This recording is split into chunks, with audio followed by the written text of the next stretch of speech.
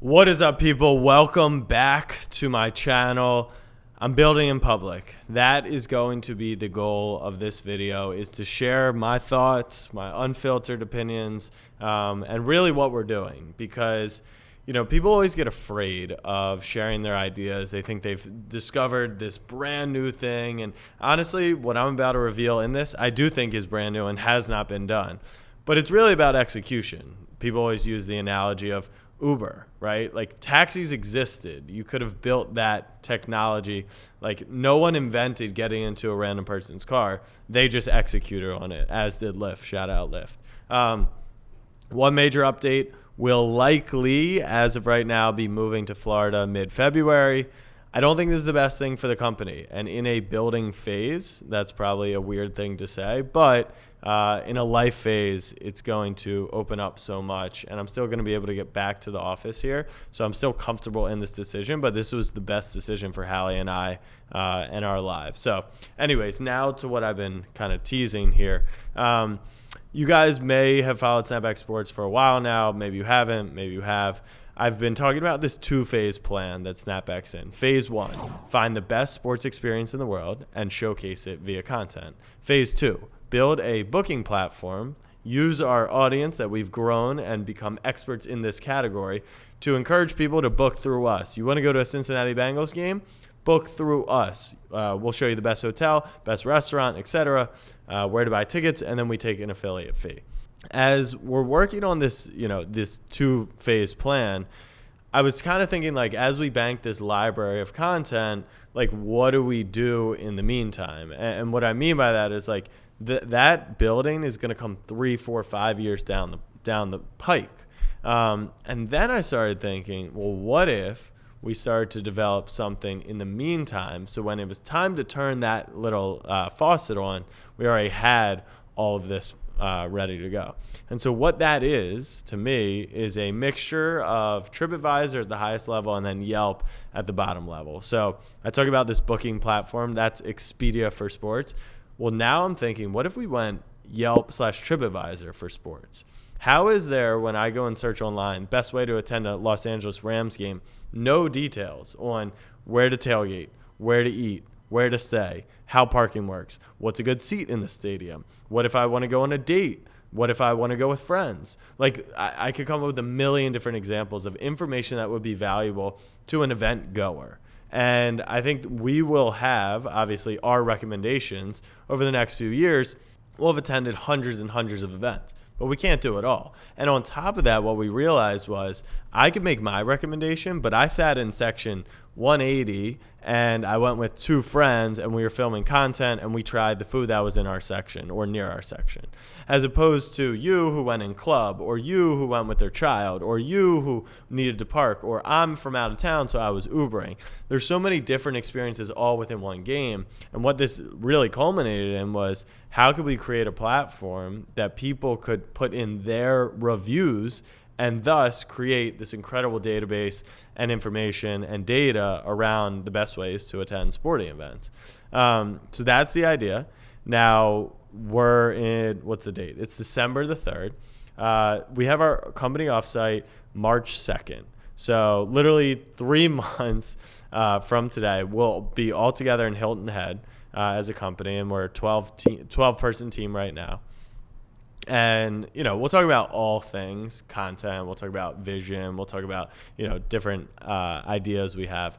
But this will likely be at the forefront of it, because I floated to the team last week, and they were pretty excited about it because, in my opinion, as I write in my journal every single morning, like, we are building a $23 million and $23 sports media company. And for the first time today, I marked it in the calendar, or in the journal. I wrote, we are building a $200 million and $23 company. And that's because I think with this product, this can take us to heights that, honestly, I wasn't even thinking about before.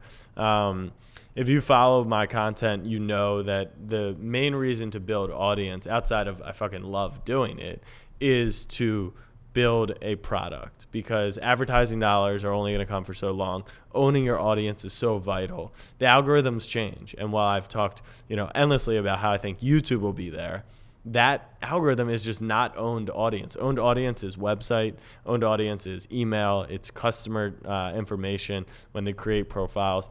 And we've been working on like getting there by doing little giveaways to capture information, et cetera, et cetera. But like this is a game changer in my opinion. This is like a legacy company. This is like 50 years down the road, people will be using this business. And, you know, we were in the car over Thanksgiving and Casey asked me, he said, like, is your child going to work for the company? And if we're just building a little sports media company going to experiences, it was tough to, you know, genuinely say yes. But this, yeah, why not? Will Yelp exist in 50 years? Will TripAdvisor exist in 50 years? It will. So how I'm thinking about this from just like a, you know, high level, Yelp is a $2.5 billion company. TripAdvisor is a $2 billion company. Why has this not been built yet? Obviously, going to restaurants, booking hotels, booking vacations, like that is a bigger industry. I'm not denying that. But can we get 10% of that industry? I think so. Like, people are going to continue going to sporting events. That is not stopping. As we get more onto our screens, it's going to be a dichotomy of like 90% on our screens, 10% going. When historically, you know, we're out more often, that we didn't feel the need to travel and to experience experiences. And I think that's kind of changing with the times, because I don't need to go to MetLife every Sunday as a Jets fan. It's miserable. Like, we've kind of discovered what misery and being in places we don't want to be looks like. But what that means is the last 6, you know, weeks of the season, I now haven't gone to MetLife as a, you know, season ticket holder in this scenario. But I've saved that money, and now I want to go see the Knicks play in Orlando and make a vacation out of it. So there's just, like, I think event going is only going to increase, and we've seen that in the data and the numbers across the world. Now let's dive a little bit deeper into like where we're at, what the process looks like. Like I said, 3 months from now, I think we'll be having a real conversation about what we want to do with this product. But right now is a discovery phase. So I'm talking to, you know, VCs and, you know, funds and people with money to see what would it look like if we wanted to raise money. I'm talking to agencies. I'm talking to zero code agencies. So I'm learning a lot about building tech. You know, there's 2 ways you can go here. Zero code is kind of like drag and drop customization to build a website, but you don't own this unique thing. It's not as scalable. Then you have code. Code takes a while. Code's really fucking expensive. And the quick specs, or the quick quote, I guess, on, you know, the few people I've talked to, probably a $250,000 project just to build, right? And you know how that'll go. Then it'll be another 50K here, it'll be another 50K here. And so we have some cash on the balance sheet that we could spend, but it might tap us and it might get us close. And then when we get close to being finished with the build and we need iteration 2, it's like, well, we're in deep here. So do we raise money, and do we use that money to go and hire a team and build this out the right way? And that's a whole nother process, because you got to hire engineers, you got to find a CTO. And these are things that, like, I truthfully don't have experience in. And I think handing off to an agency and letting them handle and know what engineers are good and quality is great. But what happens when they build that thing? It's awesome, it's working, but we need shit to, you know, and then having in-house is obviously super valuable. So do we bridge that gap there? Do we do no code, which is cheaper, faster, but less scalable, less customizable? And if this is successful, one day we'll have to build with code. But that is an opportunity too to get proof of concept. So this is kind of like what I'm spending the next month or 2, you know, talking to all different types of people. I've talked to the Snapback fam, gotten their opinions on feedback. Would you use this? Now, sometimes you got to remove yourself from your audience because they're sports fans. They say they would use it, and then you build it, and maybe they actually wouldn't use it, or they're not using it as frequently as you thought. I talked to my good friend today, who's, you know, part of I guess is a VC. I don't know if it's technically a VC or not. And he said, what I would challenge you on, he liked the idea, as most people have kind of enjoyed the idea, but he challenged me on how are you getting people into the site? Because I think a big, you know, assumption from media company or people with audiences, okay, I'm going to launch this product and we have I have 1 million followers. If I get 10% to, be active on it, I got 100,000 site hits and 100,000 users, and like we're off and running and everything's going great. When in reality, we've got, 2.7 million followers across all our channels, but only 10,000, 5,000 are going to sign up and use the site. So how do we get people outside of our audience? I mentioned SEO. I think we could be a huge player in the SEO world. I think there's a huge opportunity to partner with other kind of like experienced goers to bring more attention to the site. And that's kind of another reason why I'm running through, okay, do we want to raise money, build this thing out, have a team that can kind of be constantly working on it? What's our runway need to be? And also we need marketing dollars potentially to get this to the forefront of people's minds, because the difference between a Yelp and Google reviews or TripAdvisor is they kind of have more frequency. People are going on vacations and people are going to restaurants every single day. You, who's watching this, may go to 5-6 events a year. I think that would probably be on the average. Maybe it's high, maybe it's low. And so when you are going to that, right, that's one every 2 months. How are we at the top of your mind that it's like, okay, I'm going to the Knicks game tonight. I'm visiting. What was that site called that I can get information on? So that's a big thing too. So yeah, this is kind of like the early stages. I would love to right now actually walk you through what it looks like in my head on the site. So you land on the site, you can search any experience. I think we would probably sort by stadium. It's more often that like Wisconsin would play at, Jerry World than it is that like a team. Sometimes it's just tough to follow a team because they play in different stadiums. So you'd hop on the site, you could search. We'd probably have it location based so that it's helpful for you. Everyone would ideally have profiles and you could leave reviews. So let's say you went to Wisconsin Badgers game. You could leave a TripAdvisor style review. I went for the weekend with my son. We were touring for college. I ate at this restaurant. We went to this bar before the game. Here's a great spot. I sat in this seat. It was too cold. The food in the stadium, and kind of give like a full-fledged thing. Or we would have an option to give more of a Yelp style, which is like, I went to the Wisconsin game and I had a hot dog from section 282 and it was good, So being able to have people who are like giving full in-depth all the way down to, wanting people to give one little fact or detail that could be helpful. Don't want to discourage either one from happening.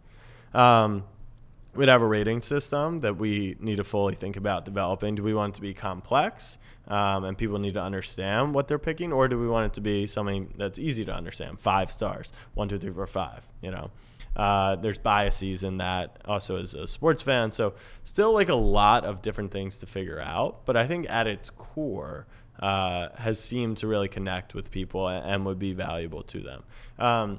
We would still use a Snapback recommendation. So maybe it's like a gold star recommendation being like, hey, we've been to Wisconsin. Here's how we did it. And we really liked it, or we really didn't like it. But then there would be top reviewers. And so on your profile, if you've been to 32 Wisconsin Badgers games, that's probably going to get floated to the top because we trust you in your opinion of, Wisconsin football or basketball, whatever it is.